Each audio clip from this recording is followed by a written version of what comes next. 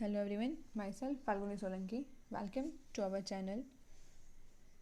Unit 5 read 1 ants કીડીઓ part 1માં આપણે જોયું કે વૈજ્ઞાનિક દ્વારા થયેલા સંશોધન અને રિસર્ચમાં જે આપણને માહિતી મળે છે કે કીડીઓ એ માણસના સમકક્ષ બુદ્ધિમત્તા ધરાવે છે કે જ્યારે પણ કીડીઓને કંઈક જરૂર હોય ક્યાંક ફરતી હોય તો તેઓ હંમેશા એક ગ્રુપમાં ફરતી હોય છે, એક ઝુંડમાં ફરતી હોય છે.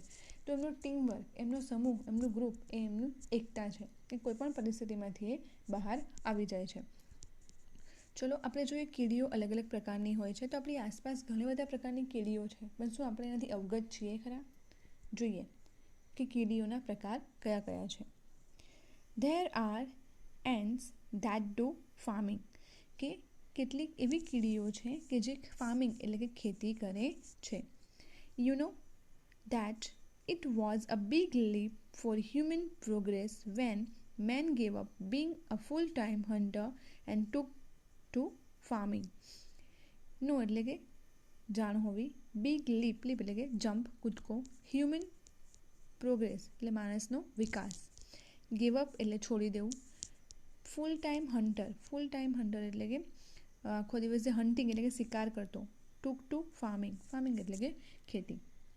તો શું કહે છે કે યુ મે નો, તમે જાણતા હશો કે, આપણે આપણને આખી હિસ્ટ્રી ખબર છે રાઈટ આપણી, એક આદિમાનવની, ત્યારે આપણે હન્ટિંગ કરતા હતા, ધીમે એમનું સંશોધનો થયા, એમને જંગલોમાં વસવાટ કરતા હતા, ફળફળાદી વિશે માહિતી મળી અને રસોઈને પકાવીને ખાતો થયો.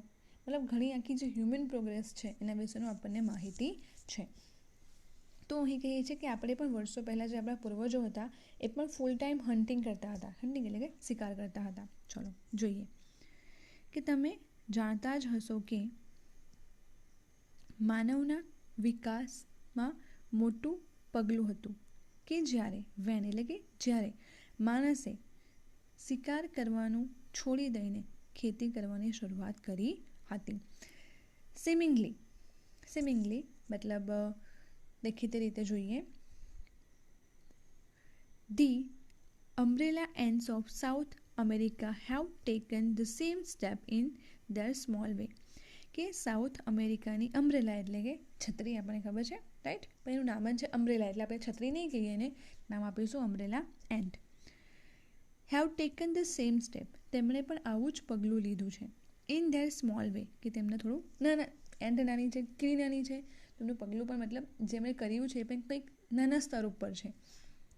તો એવી જ રીતે દક્ષિણ અમેરિકાની અમ્બ્રેલા એન્ટે આવું જ કંઈક નાના સ્તર ઉપર પગલું લીધું છે.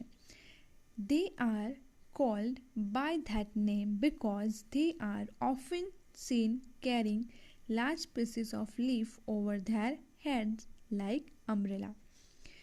કોલ્ડ એટલે કહેવું, નેમ એટલે નામ, બિકોઝ એટલે કારણ કે, સીન કેરિંગ એટલે વહન કરવું, લાર્જ પીસીસ મોટા ટુકડાઓ, હેડ્સ એટલે કે માથું, અમ્બ્રેલા એટલે કે છત્રી.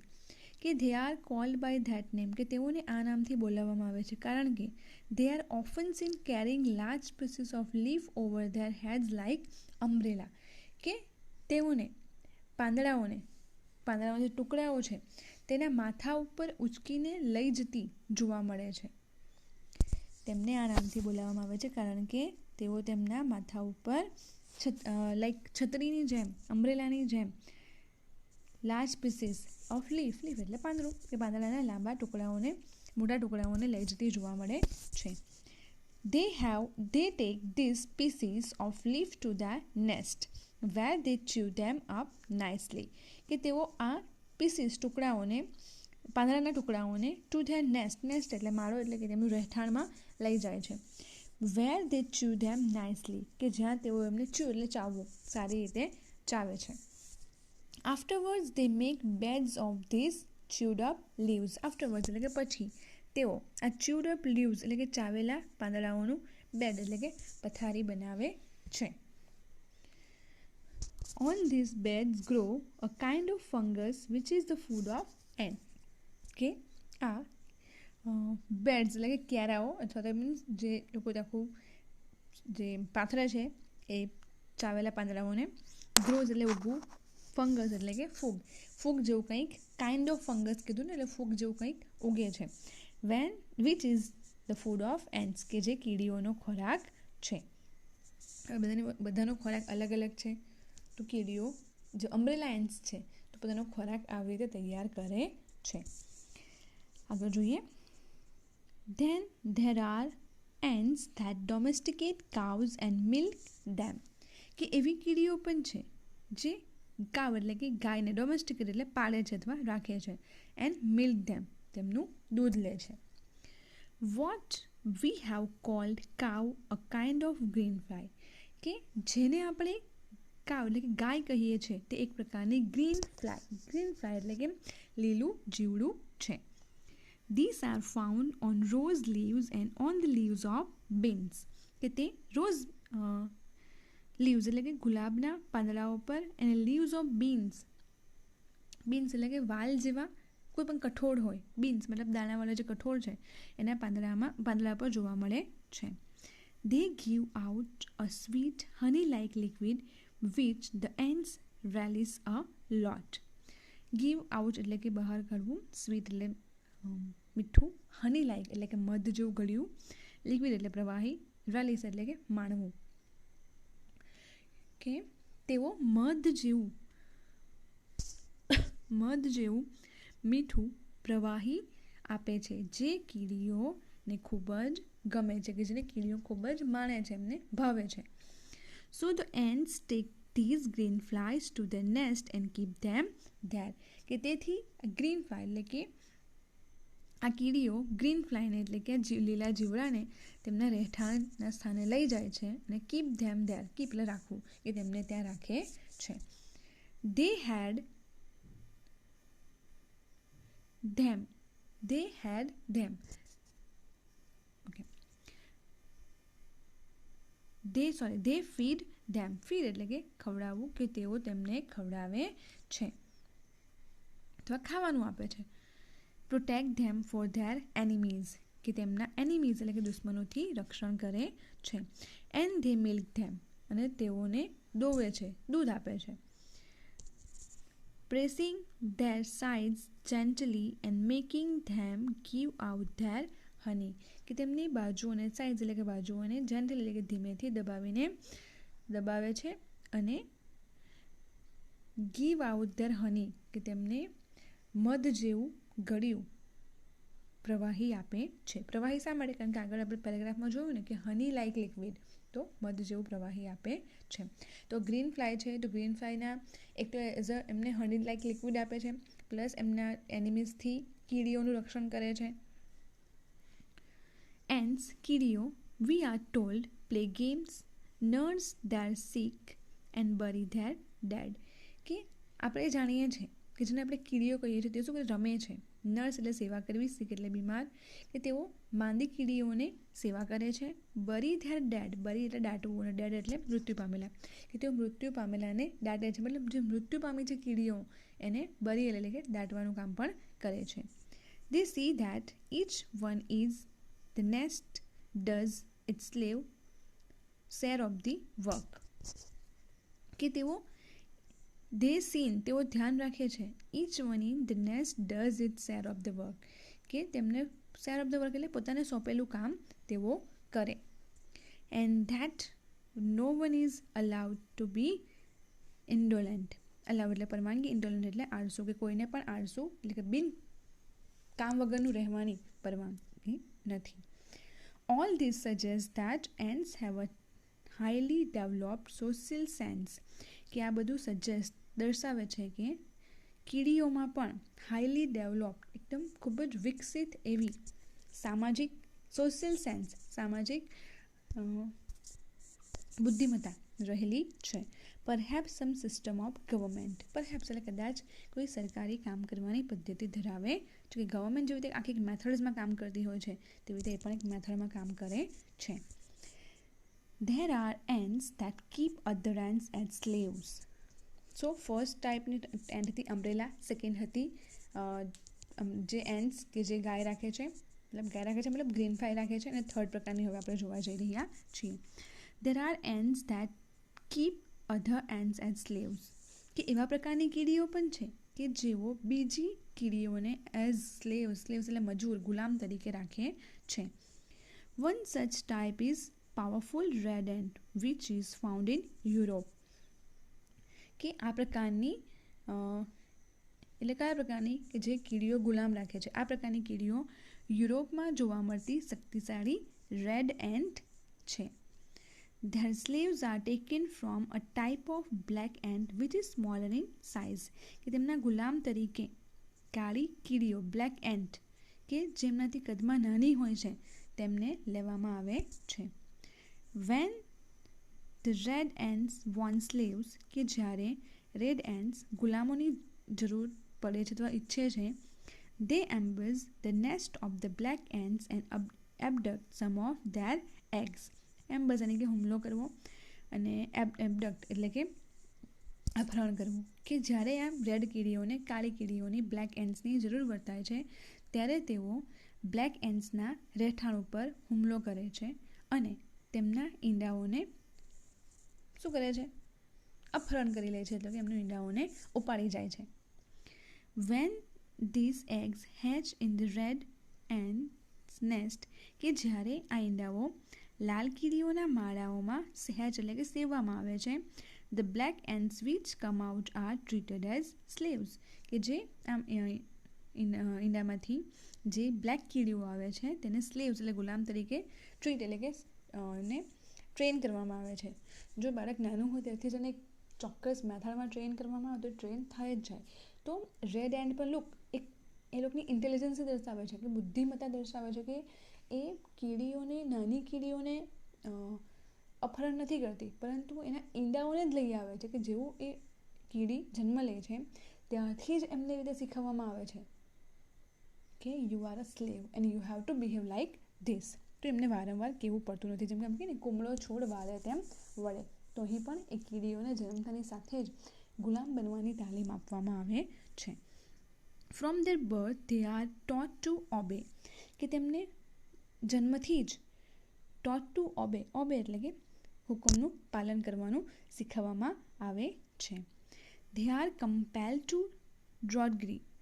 કમ્પેલ એટલે કે ફોર્સ કરવો અને ડ્રોડગરી એટલે કે સખત કામ કરવું. કે તેમને સખત કામ કરવાની ફરજ પાડવામાં આવે છે. They have even to carry about their masters on their back. કે તેઓએ તેમના માસ્ટર્સ એટલે કે માલિકને તેની બેક એટલે કે પીઠ ઉપર પણ સવારી કરાવવાની હોય છે. લુક બ્લેક એન્ટ્સ એ રેડ એન્ટ્સની કમ્પેરમાં નાની છે. સ્ટીલ એમને તેમના માસ્ટર્સને પણ તેમની બેક ઉપર સવારી કરાવવાની હોય છે. How surprisingly human. કે માનવજાત જેવું જ કેટલું અદ્ભુત કે આપણે માણસોમાં બી હોય ને સ્લેવ સિસ્ટમ માસ્ટર સિસ્ટમ, તો એક્ઝેક્ટલી કીડીઓમાં પણ આ જ સિસ્ટમથી કામ કરે છે. કેટલું અમેઝિંગ કેટલું અદ્ભુત છે કે જે સિસ્ટમ આપણામાં જોવા મળે છે એ જ સિસ્ટમ આ કીડીઓમાં પણ જોવા મળે છે. The most ferocious kind of ants are the driver ants of Africa. કે આફ્રિકાની ડ્રાઈવર એન્ટ્સ, એનું નામ જ છે ડ્રાઈવર એન્ટ્સ, એ સૌથી વધુ ફેરોસિયસ એટલે કે હિંસક પ્રકારની કીડીઓ છે. They have no fixed home but are always on move. કે તેઓનું કોઈ ફિક્સ હોમ એટલે કે રહેઠાણ નથી પરંતુ are always on the move પરંતુ હંમેશા તેઓ ફરતી રહે છે. They are completely blind. C કે તેઓ સંપૂર્ણપણે બ્લાઇન્ડ એટલે કે અંધ છે.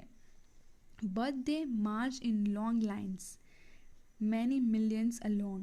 કે તેઓ માર્ચ એટલે કે તેઓ લાંબી કૂચ કરે છે. મેની મિલિયન્સ અલોંગ કે લાખો, 1 મિલિયન મતલબ 10 લાખ 10 લાખ, તો લાખો કીડીઓ એક સાથે એક લાંબી હારમાં કૂચ કરે છે. કેટલું સરપ્રાઇઝિંગ ને. કીડીઓ એક લાઇનમાં જતી હોય, આપણને એક લાઇનમાં જવા કહીએ તો આપણે 2 જણ સાઈડમાં ચાલીએ, બીજા 2 પાછળ ચાલતા હોય, બીજા એકદમ આગળ ચાલતા હોય. પણ અહીંયા કીડીઓમાં જુઓ એને કહેવાય teamwork. So and they devour any animal that happens to be in their path. કે તેમના પાથ એટલે કે તેમના રસ્તામાં કોઈ પણ પ્રાણી આવે તો તેઓ તેમને ખાઈ જાય છે. વાવ, અમેઝિંગ ને, કીડી મોટા મોટા પ્રાણીઓને ખાઈ જાય, ડેવર એટલે કે ખાઈ જવું. Even large animals like tigers and elephants live in fear of them. કે તેઓની એટલી મોટી સંખ્યા હોય, વિચાર કરો, એક વખત રસ્તામાં આવતા પ્રાણીઓને ખાઈ જાય એટલે વાઘ અને સિંહ જેવા પ્રાણીઓ પણ તેમનાથી ડરે છે. ઓફન ઇફ અ પાયથન મતલબ અજગર, કે ક્યારેક અજગર unable to move after swallowing his dinner, કે ક્યારેક અજગર એનું ડિનર ને ઘડિયા પછી મૂવ એટલે કે હલનચલન કરવા અક્ષમ હોય, એટલે કે શક્ય ન હોય. Happens to be in the path of the marching lines, અને જો તેઓ માર્ચિંગ લાઇન્સ કે જે કીડીઓની લાંબી હરોળ જાય છે તેના રસ્તાઓમાં આવી જાય, then these creatures eat both the python and the animal in his stomach. તો ક્રીચર એટલે કે આ કીડીઓ બંનેને ખાઈ જાય છે. બંને એટલે કોણ? તો આ કીડીઓ પાયથન એટલે કે અજગર અને તેના પેટમાં રહેલા પ્રાણીને બંનેને ખાઈ જાય છે. The villagers of Africa tell stories about babies who have been eaten by ants and those stories may well be true. કે કહેવાય છે કે આફ્રિકાના ગામોમાં સ્ટોરીઝ કે વાર્તાઓ કહેવાય છે about babies who have been eaten by ants, કે કીડીઓ દ્વારા નાના બાળકોને ખાઈ જવાની વાર્તાઓ કહેવાય છે. And this stories May well be true, અને કદાચ આ વાર્તા સાચી પણ હોઈ શકે. When any army of the driver ants enters a house, કે જ્યારે આ ડ્રાઈવર એન્ટનું આર્મી મતલબ આખી એમની સેના જ્યારે કોઈક હાઉસ એટલે કે કોઈ ઘરમાં એન્ટર થાય છે, પ્રવેશે છે, the people flea in to the forest. Flea એટલે ભાગી જવું, પલાયન થઈ જવું, કે લોકો જંગલમાં ભાગી જાય છે. And stay there until the ants have passed, અને જ્યાં સુધી આ કીડીઓ પાસ ન થાય ત્યાં સુધી તેઓ જંગલમાં જ રહે છે. When the people come back, જ્યારે લોકો પાછા આવે છે, they find that every insect and spider in the house has been clean away. કે જ્યારે લોકો પાછા ફરે છે ત્યારે તેઓને જોઈ છે, ખ્યાલ આવે છે કે ઘરમાંના દરેક ઇન્સેક્ટ એટલે જીવજંતુ અને સ્પાઈડર એટલે કરોળિયાઓની સફાઈ થઈ ગઈ હોય છે. એમને કોણ ખાઈ જાય છે? તો એમને રેડ એન્ડ થી પણ વધારે હિંસક કોણ છે? ડ્રાઈવર એન્ટ, એ એમને ખાઈ જતી હોય છે.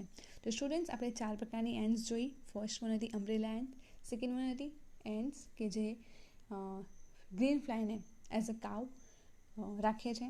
થર્ડ હતી રેડ એન્ટ્સ, જે બ્લેક એન્ટ્સને એઝ અ સ્લેવ રાખે છે. અને ફોર્થ વન છે ડ્રાઈવર એન્ટ્સ, જે પોતે જ એક બ્લાઇન્ડ હોવા છતાં પણ ખૂબ જ હિંસક છે.